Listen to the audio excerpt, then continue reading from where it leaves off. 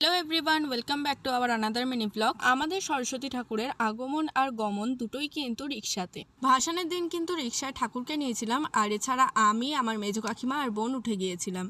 আর পিছনে ভাইকে নিয়ে মেজো কাকা বাইকে করে আসছিল। জানো তো, আমরা ঠাকুর ভাসান দিতে যাওয়ার সময় দেখছিলাম অনেকে হাতে করেই ঠাকুর নিয়ে যাচ্ছে ভাসান দেবে বলে।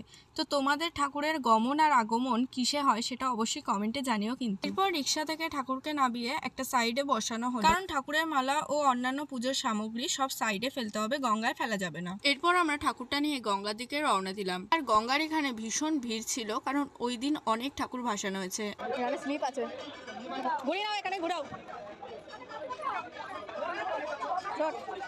এরপর ঠাকুর নিয়ে ঘোরার যে নিয়মটা রয়েছে সেটা হয়ে যাওয়ার পর সামনের সিঁড়িতে অনেক কাদা থাকায় আমরা ভাবছিলাম কোন দিক দিয়ে ঠাকুরটা নিয়ে যাওয়া হবে।